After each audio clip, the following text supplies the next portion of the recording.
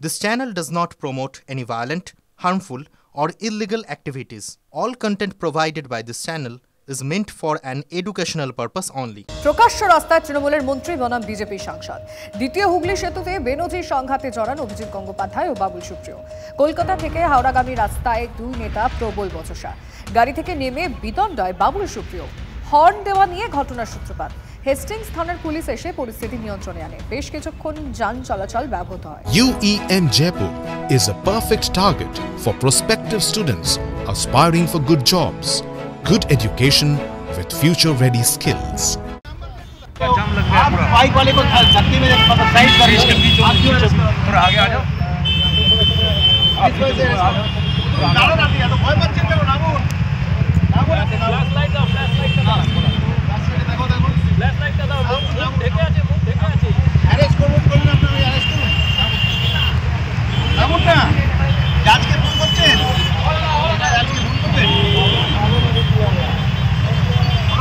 Sorry বলো ভাই তুমি বলো আমাকে কেন লাল গাড়ি নেই আমি তো নরমাল চালাচ্ছি আপনাকে আমি অনেকদিন ধরে চিনি আমি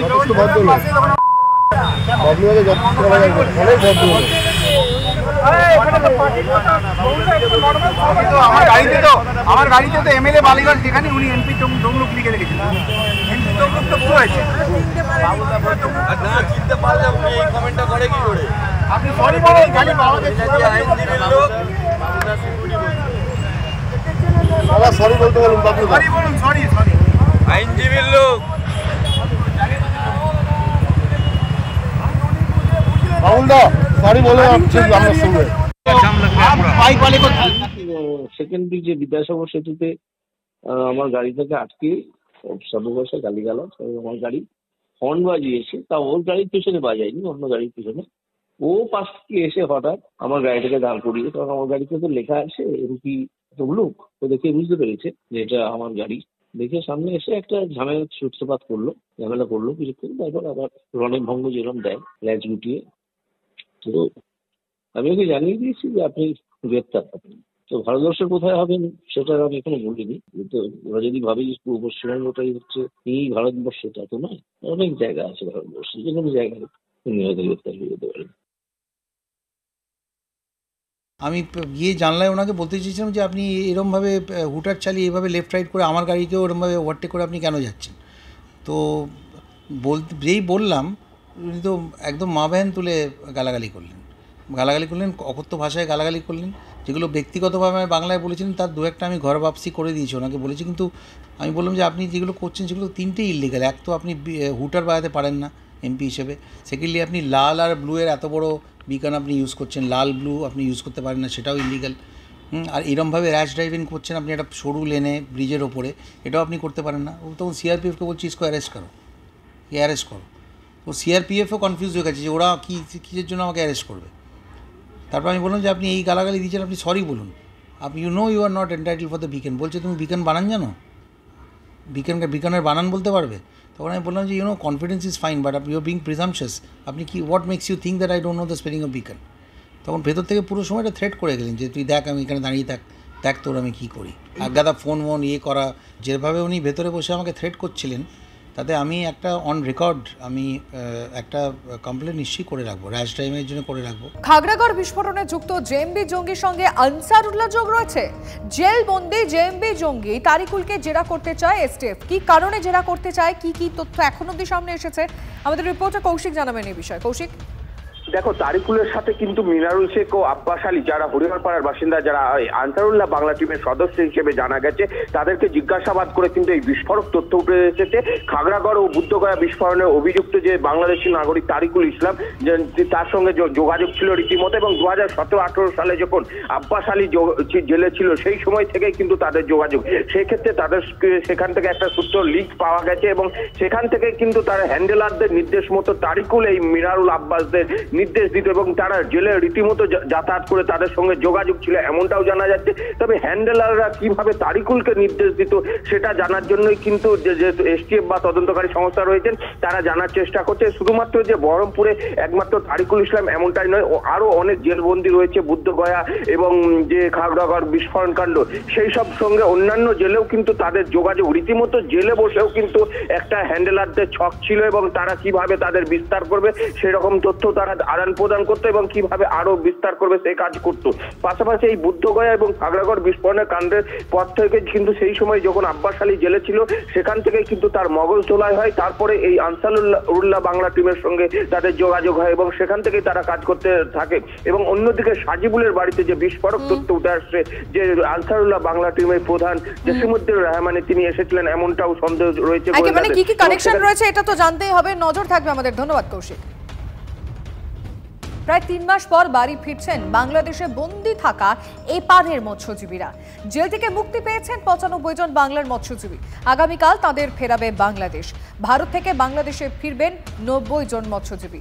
কাকদ্বীপ থেকে 12 জন ও ওড়িশার পারাদ্বীপ থেকে 78 জন বাংলাদেশি মৎস্যজীবীকে হলদিয়ায় নিয়ে যাওয়া হচ্ছে। এরপর উপকূলরক্ষী বাহিনীর জাহাজে মৎস্যজীবীদের নিয়ে যাওয়া হবে ভারত বাংলাদেশ জলসীমানায়, আর সেখানে দু দেশের নিরাপত্তা বাহিনীর উপস্থিতিতে মৎস্যজীবীদের হস্তান্তর করা হবে। ভীষণ পরিমাণে আমাদের সমস্ত মৎস্যজীবীরা ওদের পুরো গরিব পরিবারগুলো সব তাদের বাচ্চাদের লেখাপড়া এবং সমস্ত দৈনন্দিন যে ওদেরকে এর মধ্যে ছিল প্রচন্ড, ওদের সংসার চালাতেও পর্যন্ত অসুবিধা হয়েছে। যে আমরা এত তাড়াতাড়ি বা এই বাংলাদেশের এই পরিস্থিতির মধ্যে যে এত তাড়াতাড়ি ওদেরকে আনা যাবে, এটা তো সরকারকে ধন্যবাদ দিতেই হয়। রায়গঞ্জ মেডিকেলের রোগী কল্যাণ সমিতির সদস্য হওয়ার পরই স্বেচ্ছাসেবক নিয়োগ বিধায়ক কৃষ্ণ কল্যাণীর। হাসপাতালে রোগীদের সুবিধা অসুবিধা, সাফাই থেকে নিরাপত্তা বিভিন্ন দিক সামাল দিতেই এই স্বেচ্ছাসেবক নিয়োগ দাবি তাঁর। শুধু হাসপাতালেই নয়, রায়গঞ্জ শহর ও গ্রামাঞ্চলেও নিজস্ব স্বেচ্ছাসেবক নিয়োগ করেছেন কৃষ্ণ কল্যাণী। প্রত্যেককে সচিত্র পরিচয়পত্র দিয়েছেন বিধায়ক। সেখানে রোগী কল্যাণ সমিতির সরকারি প্রতিনিধি নিযুক্ত স্বেচ্ছাসেবক হিসেবে উল্লেখ করা হয়েছে তাদের। স্বেচ্ছাসেবকদের আই কার্ড সোশ্যাল মিডিয়ায় পোস্ট করে মেডিকেল কলেজে চিকিৎসা সংক্রান্ত সহায়তার জন্য তাদের সঙ্গে যোগাযোগ করতে বলা হয়েছে এলাকাবাসীকে। তৃণমূল বিধায়কের এই সিদ্ধান্তে তুঙ্গে রাজনৈতিক চর্চা। আমাদের ভলেন্টিয়াররা খুব ভালো কাজ করতেছেন, আর পরিষ্কার পরিচ্ছন্ন যারা সাফাই কর্মীরা আছেন তারা যাতে তাদের ডিউটিটা সঠিকভাবে করে তার ভলেন্টিয়াররা খেতে দেখেছে। যেখানে নোংরা, যেখানে কোনো পেশেন্ট পার্টির দ্বারা কোনো কমপ্লেন পাচ্ছে সেই জিনিসগুলা আমরা সঙ্গে সঙ্গে সিস্টেমে পাঠাচ্ছি, আর সেখান থেকে আমরা সেই সমস্যার সলিউশন করছি। কোন প্রকল্প এটা, কবে থেকে চালু হলো এই প্রকল্প? সরকার মনোনীত স্বেচ্ছাসেবক। এই প্রকল্পটার নামটা কি? স্বেচ্ছাসেবক শ্রী না হাসপাতালে দালাল চক্রশ্রী? এই প্রকল্পটার নাম কি?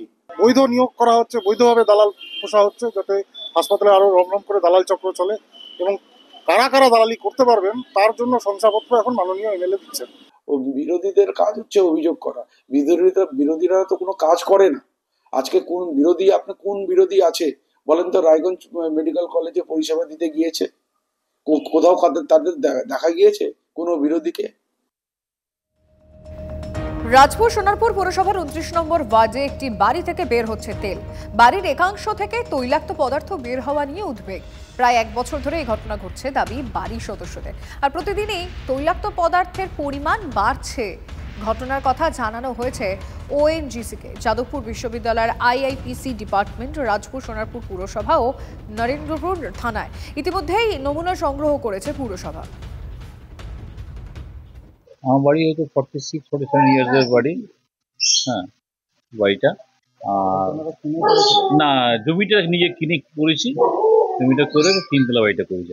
সমস্যা দেখা যাচ্ছে কি একটা কালো বার্নের মতন হচ্ছে, এটা কি থেকে হচ্ছে আমরা বুঝতে পারছি না। কালকে মিউনিসিপ্যালিটির লোক এসেছিল, তারাও দেখে গেছে। তারাও দেখে গিয়ে বলেছে দেখে আমরা লোক পাঠাবো যাদবপুর থেকে, এটুকুনি বললো। লেফট সাইড থেকে আস্তে আস্তে এই 1.5 বছরে 2 বছরে আস্তে আস্তে জিনিসটা সামনের দিকে আসছে, এবং পুরো কালি তেল আস্তে আস্তে নিচ থেকে ওপর দিকে উঠছে, সানসেটে চলে যাচ্ছে, নিচে তেল ড্রপ পড়ছে।